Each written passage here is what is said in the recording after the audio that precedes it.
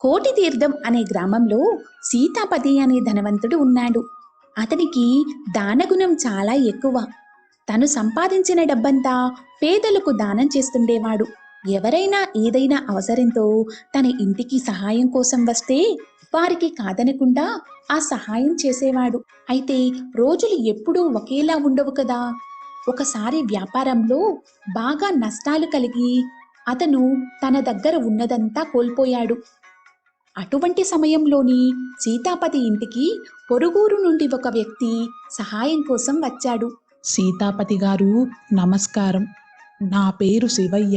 నేను పొరుగురులో చిన్న కౌలు రైతును. పోయిన నెలలో నా కూతురికి వివాహం నిశ్చయమైంది. ఈ ఏడాది వర్షాలు లేక పంటలు సరిగ్గా పండలేదు. దాంతో పెళ్లి ఖర్చులకు కాస్త డబ్బు తగ్గింది. అది మీరు సహాయం చేశారంటే నాకెంతో మేలు చేసిన వారవుతారు. మీరు చాలా దానగుణం కలవారని, సాయం కోసం వచ్చిన వారికి లేదనకుండా సహాయం చేస్తారని అందరూ అంటుంటే విని ఎంతో ఆశతో వచ్చాను. అతని మాటలు విన్న సీతాపతికి ఏం చెప్పాలో అర్థం కాక మౌనంగా ఉండిపోయాడు. కొంచెం సమయం తర్వాత అతనితో ఇలా అన్నాడు. అయ్యా, ప్రస్తుతానికి నా దగ్గర డబ్బు సిద్ధంగా లేదు. మీరు ఒక 2 రోజుల తర్వాత వచ్చారంటే మీకు అవసరమైన డబ్బును నేను ఏర్పాటు చేస్తాను. శివయ్య అందుకు సరేనని సీతాపతికి నమస్కారం చేసి అక్కడి నుండి వెళ్ళిపోయాడు. ఆ తరువాత సీతాపతి ఎదురింటి సుబ్బిశెట్టి దగ్గరకు వెళ్ళి శివయ్య గురించి చెప్పి డబ్బులు అడిగాడు. ఏమయ్యా సీతాపతి, నీకుండే దానాల పిచ్చిని నాకు అంటగట్టాలని చూస్తున్నావా? అయినా నీకు డబ్బంటే గౌరవం లేదు. అందుకే నువ్వు అడిగిన వాళ్ళందరికీ డబ్బిస్తూ పోయావు. ఇప్పుడు ఆ డబ్బే నీ దగ్గర లేకుండా పోయింది. నేను నీలాగే అడిగిన వాళ్ళందరికీ ఇస్తూ పోతే నాకు ఇదే పరిస్థితి వస్తుంది. కాబట్టి డబ్బు ఇవ్వడం కుదరదు. అయ్యో శెట్టిగారు, మీరు నా మాటల్ని అపార్థం చేసుకున్నారు. నేను మిమ్మల్ని డబ్బులు ఊరికే ఇమ్మనటం లేదు. అప్పుగా ఇవ్వండి. నేను వాటిని త్వరలోనే తీర్చేస్తాను. ఇప్పుడు నీ దగ్గర చిల్లిగవ్వలేదు. నీ పరిస్థితి తెలుసు కూడా నేను నీకు డబ్బు అప్పిచ్చానంటే నాకంటే మూర్ఖుడు ఇంకొకడు ఉంటాడా చెప్పు? కాబట్టి దయచేసి నువ్వు వెళ్ళిరా.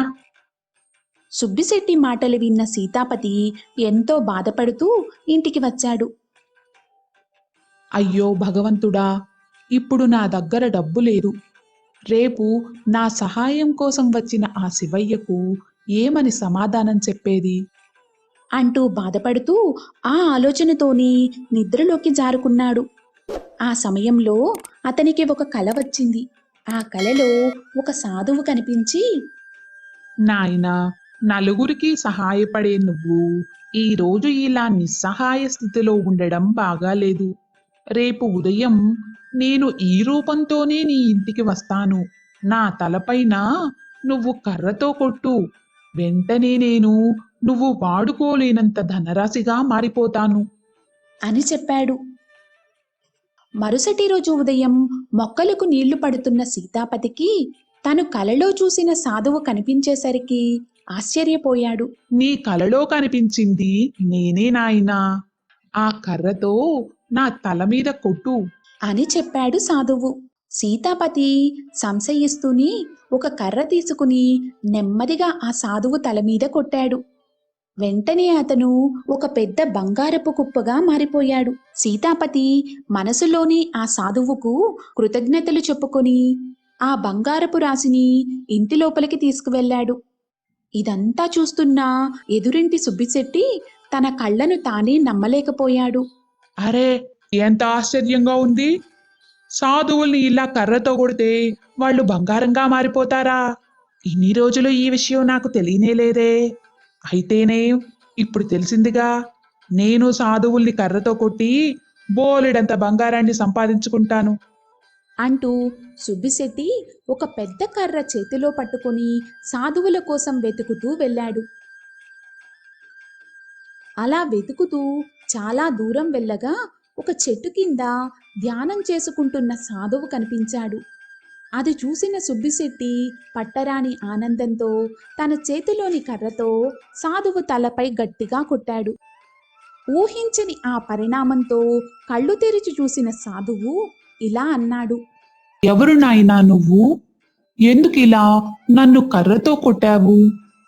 ఇదేమిటి, నువ్వు బంగారడాసగా మారలేదు? అంటే నువ్వు నకిలీ సాధువా ఏమిటి? అది విన్న సాధువుకు చాలా కోపం వచ్చింది. తనకున్న దివ్య దృష్టితో జరిగినది తెలుసుకుని, ఇలా చూడు నాయనా, అదృష్టం దురదృష్టం అనేవి మనం చేసుకున్న కర్మల ఫలితంగా నిర్ణయింపబడతాయి. ఆ సీతాపతి ఇతరులకు సహాయపడే మనస్తత్వం కలవాడు. అందుకే అతనికి అంతులేని ధనం దొరికింది. మరి నువ్వు ఏ రోజు ఎవరికైనా ఇసుమంత ఉపకారం కూడా చేసి ఎరగవు. పైగా సహాయం కోసం నీ దగ్గరకు వచ్చిన వారిని నువ్వు అవమానించావు. అంతేకాక డబ్బు మీద అత్యాశతో ఇలా నన్ను హింసించావు. పరులకు ఉపయోగపడని సొమ్ము నీ దగ్గర ఉన్నా ఒకటే, లేకున్నా ఒకటే. అందుకే ఈ రోజు నుండి నువ్వు ఒక నిరుపేద జీవితం గడుపుదువుగాక. అని శపించాడు సాధువు. ఆ మరుక్షణమే సుబ్బిశెట్టి దగ్గర ఉన్న డబ్బు సంపద అన్నీ పోయి అతను ఒక బికారిలా మారిపోయాడు. అలా అత్యాశకు పోయి సుబ్బిశెట్టి తన దగ్గర ఉన్నదంతా పోగొట్టుకున్నాడు.